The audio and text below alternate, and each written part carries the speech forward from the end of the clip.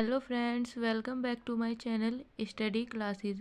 हमने पिछली वीडियो में पढ़ा था प्रश्नावली 1.1 पूरी ख़त्म की थी हमने, वास्तविक संख्याएं कक्षा 10 का गणित। तो अब हम आते हैं 1.2 पर, यानी अगली प्रश्नावली पर। तो इसमें अभाज्य गुणनखंड का गुणनफल करना है, यानी कि एचसीएफ एलसीएम जो होते हैं, यानी लैसएप है और मैसएप है जो होते हैं, हमको इसमें वो करना है। तो इसमें हमें पहले में क्या बोला है कि निम्नलिखित संख्याओं का अभाज्य गुणनखंड के गुणनफल के रूप में व्यक्त कीजिए, यानी कि हमें क्या करना है, इसका मैसएप है क्योंकि एक ही संख्या दी गई है हमको, ठीक है। अगर जैसे इसमें 2 दी गई होती उसको हमें क्या करना होता है, लैसएप है, ठीक है, यानी कि लघुत्तम समापवर्तक। मैंने इसको आपकी जब चैप्टर स्टार्ट किया ही था तभी बताई थी इसकी हिंदी, ठीक है। तो हमको यहाँ पर अलग अलग टुकड़ों में तोड़ना है। तो हम किसी संख्या को तभी टुकड़ों में तोड़ सकते हैं कि 140 है, यानी कि उसका एचसीएफ ही कर, ठीक है। तो हम इसका एचसीएफ करेंगे। तो हम यहाँ पर इसका एचसीएफ कर रहे थे। तो 2 सत्ते 14, 0, तो 2 तिया 6 और 2 पंजे 10, एक बचा तो 10, 5 10 हुआ यहाँ पर, तो 2 पंजे 10। ये तो मैनली है, यानी तो बहुत ही ईजी होता है, यानी कि छोटी क्लास में ही सिखा देते हैं, 4, 5, 6 में ही सिखा दिया जाता है। और अब ये 2 से नहीं कटेगा, तो इसलिए हम इसको 5 से काटेंगे। 5 सत्ते 35 और 7 से 7 एकम 7, यानी हम इसको तब तक काटते रहते जब तक कि लास्ट में आकर हमारा एक ना बच जाए। तो अब हमने इसके टुकड़े कर लिए हैं। तो 140 बराबर 2 गुना 2 गुना 5 गुना 7, ये हमारा आ गया। तो हमारी इसमें पावर कितनी हुई, एक पावर ये है, एक ये हुई, तो एक और एक दो, 2 सेम है। तो हम इसको ऐसे लिख सकते हैं, 2 की पावर 2 गुना 5 गुना 7। यही हमें इसको हमारा क्या है, आंसर है, ठीक है। तो बाकी के आप लोग जितने भी इसमें पार्ट दिए हुए हैं, ठीक है, 4 पार्ट और भी बाकी हैं, तो आप लोग खुद कर लेना। अगर नहीं हुए तो आप कमेंट सेक्शन में कमेंट कर पूछ सकते हैं। अगर नहीं समझ आए तब भी आप पूछ सकते हैं, हम आपको नेक्स्ट वीडियो में दोबारा से समझा देंगे, ठीक है। चलते हैं हम अगले क्वेश्चन पर, क्वेश्चन नंबर 2 पर, इसका पहला पार्ट। तो 2 में क्या कहा है, पूर्णांकों के निम्नलिखित युग्मों के एचसीएफ और एलसीएम ज्ञात कीजिए तथा इसकी जांच कीजिए कि दो संख्याओं का गुणनफल बराबर किसके एचसीएफ गुना एलसीएम है, यानी कि दोनों संख्याओं का जो गुणनफल है, योग जो निकल के आता है दोनों संख्याओं का एचसीएफ करने के बाद, वो एचसीएफ गुना एलसीएम के बराबर है या नहीं है, हमको ये बताना है, ठीक है। तो हमारा इसमें पहला सवाल क्या दिया है, 26 और 91 दिया हुआ है, ठीक है। 26 और क्या दिया हुआ है, 91 और 1, ठीक है। हम इसको 26 को ऐसे ही एचसीएफ करेंगे, 91 का करेंगे, तो आप लोग कर सकते हो इजीली। तो मैं यहाँ पर आपको डायरेक्ट लिख देती हूँ, ठीक है। मुझे 26 बराबर, यानी 26 को अब जब हम इसको करेंगे तो 2 गुना 13 ही होगा, क्योंकि 13 दूनी 26 होते हैं, लेकिन इससे ज़्यादा और ये नहीं कट पाएगा, ठीक है। 91 और 91 क्या होता है, 13 सत्ते 91 होते हैं, तो 13 गुना 7 होगा, ठीक है। तो इसमें से दोनों में से हमारी क्या चीज़ कॉमन हो रही है, 13 ही कॉमन हो रही है, दोनों में हमारी 13 ही सेम है। सॉरी, ये गलती से लिख गया, नहीं पहले 7 लिखा जाना तो और फिर 13, तो दोनों में 13 की कॉमन है। तो हमारा यहाँ पर क्या है, महत्तम समापवर्तक यानी एचसीएफ हमारा क्या है, यहाँ पर कितना है हमारा, यहाँ पर एचसीएफ, हमारा यहाँ पर एचसीएफ है 13, और लघुत्तम समापवर्तक एलसीएम वो कितना है, इन सारी संख्याओं की गुना, यानी कि 2 गुना 13 गुना 7, ठीक है। क्योंकि 13 हमारा कॉमन हुआ, तो इसलिए हम 13 की गुना कितनी बार करेंगे, बस एक बार ही करेंगे, ठीक है। जो संख्या हमारी कॉमन हो जाएगी हम उसकी गुना ओनली एक बार करेंगे, ठीक है। क्योंकि हमारे इसमें 13 2 बार है, लेकिन हम 2 बार गुना नहीं करेंगे, ठीक है। ये आपको याद ध्यान रखना है। तो हमारा यहाँ पर क्या निकल कर आ जाएगा, टोटल गुना कर 182 आ जाएगा, ठीक है। तो ये इसका इतना ही बता दिया, ये इसका उत्तर है, लेकिन हमें इसकी जांच भी करनी है कि ये गुणनफल एचसीएफ एलसीएम ये हमको बोला था बराबर है या नहीं इसके एलसीएम गुना एचसीएफ के, ठीक है। तो हम क्या करते हैं, अब जांच करते हैं आगे संख्याओं का गुणनफल। संख्या हमारी कौन कौन सी है, 29 गुना 91। अगर हम इनकी गुना करें तो कितना आ जाएगा हमारा, करीब आ जाएगा 2366, यानी कि 2366 ये हमारा आ जाएगा। लेकिन HCF गुना LCM बराबर 13 गुना कितना था हमारा, HCF 13 निकला था और LCM था 182, और इनकी गुना कर कर कितना आ जाएगा हमारा, इनकी गुना कर कर आएगा 2366, यानी इतना ही आ जाएगा।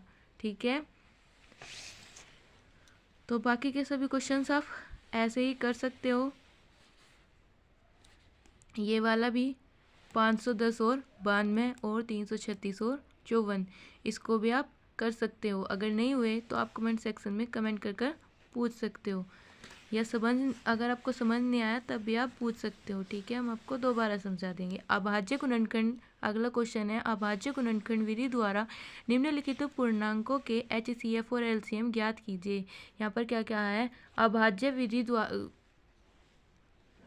विधि द्वारा जो है इनके HCF और LCM ज्ञात करने हैं गुणनखंड के। ठीक है, इसमें पहले कहते हैं 12, 15 और 21, तीन संख्या दी हुई है हमको क्या क्या दी हुई है, 12, 15 और 21।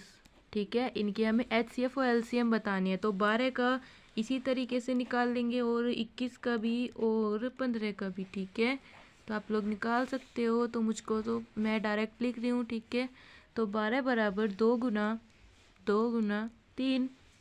ठीक है, 15 बराबर कितना है,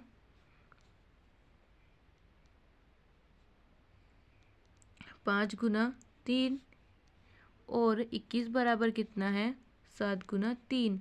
यानी कि इन तीनों में हमारा क्या कॉमन हो रहा है, 3 ही हमारा कॉमन हो रहा है। तो क्या हुआ, इसलिए हमारा वो क्या होगा, HCF होगा। HCF कितना हो जाएगा हमारा, 3। जो बाकी संख्या बची है वो क्या होगी हमारी, LCM। ठीक है, उनकी गुना कर करके आ जाएगा हमारा LCM आ जाएगा। तो LCM क्या है हमारा, इसमें 2 बचा हुआ है, 2 गुना 2। ठीक है, हमारा 3 HCF है तो इसको हम एक बार ही लिखेंगे, 3 का कॉमन हो गया, तो गुना 5 गुना 7 हमारा यही बचा हुआ है। तो टोटल गुना कर कर इसका आ जाएगा 420। ठीक है, तो बाकी के जो क्वेश्चन है इसमें 1 और 2 ये दोनों आप खुद कर लेना। ठीक है, अगर नहीं हुई तो आप कमेंट कर कर पूछ लेना।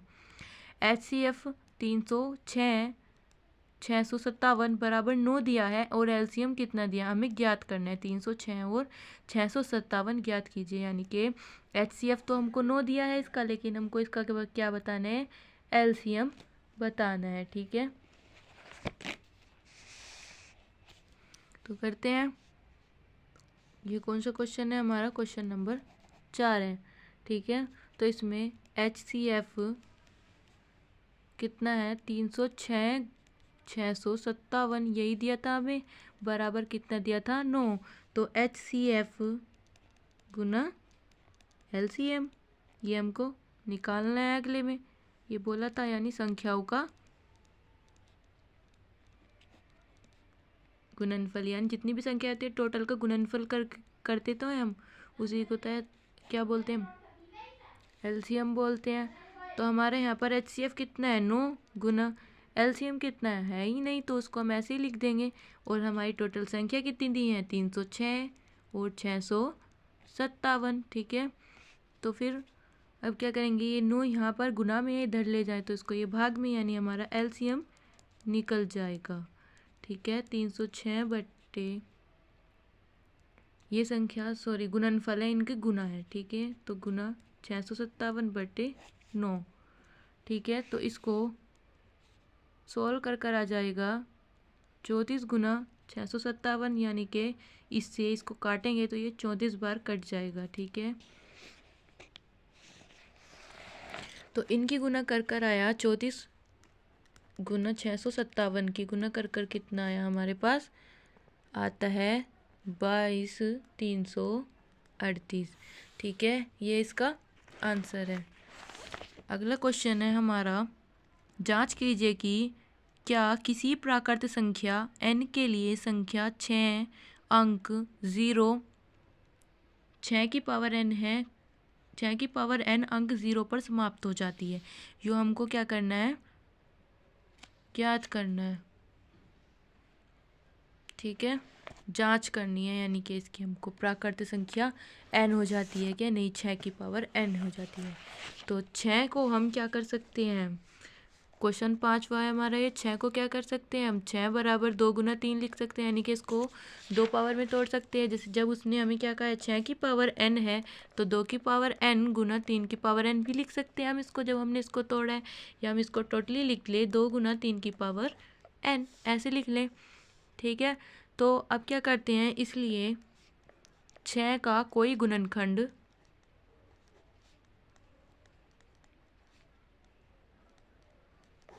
कोई भी गुणनखंड 5 नहीं है हमारे यहाँ पर 6 का, ठीक है, 5 नहीं है 6 का कोई भी गुणनखंड, क्योंकि 6 की पावर n और n के किसी भी प्राकृत मान के लिए जो है वो 0 अंक पर समाप्त नहीं हो सकता, ठीक है। तो इसलिए 5 तक आते हैं 6 में, इसमें प्राकृत अंक 6 तक क्या है, तो प्राकृत 5 तक रुक जाते, लेकिन इसमें हमारा कोई भी हमें 5 नहीं मिल रहा। तो हम क्या लिखेंगे, 6 की पावर n के किसी प्राकृत मान के लिए अंक 0 पर समाप्त नहीं होता, यानी कि जो अंक जो है वो हमारा 0 पर ख़त्म नहीं होता है, ठीक है। हमें संख्या भी चाहिए होती है, 0 पर ख़त्म नहीं होगा, क्योंकि 6 प्राकृत संख्या तक कितने आती हैं हमारे, आ जाते हैं 0, तो आती है 0, 1, 2, 3, 4 और 5, ये संख्याएं भी आती हैं। तो यहाँ पर तो उसने हमें क्या कहा है कि 0 पर ही समाप्त हो जाता है, लेकिन नहीं होता है, ठीक है, यही हमें सिद्ध करना था, ये हमने सिद्ध कर लिया। तो अब आते हैं हम अगले क्वेश्चन पर। व्याख्या कीजिए कि 7 गुना 11 गुना 13 प्लस 13 और 7 गुना 6 गुना 5 गुना 4 गुना 3 गुना 2 गुना 1 प्लस 5 भाज्य संख्याएं क्यों हैं। ये कहा है कि ये जो संख्याएं हैं वो भाज्य क्यों है, ठीक है, ये हमें सिद्ध करना है। तो इसमें हमें संख्या कौन कौन सी दी है, लिखते हैं हम। इसमें संख्या दी है हमको 7 गुना 11 गुना 13 प्लस 13, ठीक है। पहले हम इसको ही सोल्व करते हैं। तो इसमें संख्या दी हुई है, हम यहाँ से क्या करते हैं, 13 हम इसको लिख सकते हैं 13 गुना 7 गुना 11 प्लस 1, कोई दिक्कत नहीं है, नहीं है ना, क्योंकि 7 गुना 11 प्लस 1 ऐसे ही लिखा हमने। 13 की गुना अगर ऐसे इसमें कर लें तो फिर से हमें वापस यही मिल जाएगा, ठीक है, 13 एकम 13, ठीक है, लिख सकते हैं इसको।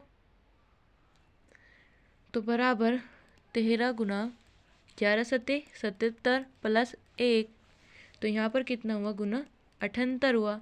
तो इनकी गुना करके कितना आ जाएगा हमारा, तो हम 78 को कैसे लिख सकते हैं, 13 गुना 3 गुना 2, ठीक है। और अगले वाले को भी हम ऐसे ही सोल्व कर लेंगे। मिलते हैं नेक्स्ट वीडियो में, तब तक के लिए थैंक यू। अगर हमारी वीडियो अच्छी लगे तो लाइक कीजिए, शेयर कीजिए और कमेंट करके बताइए कि वीडियो कैसी बनी।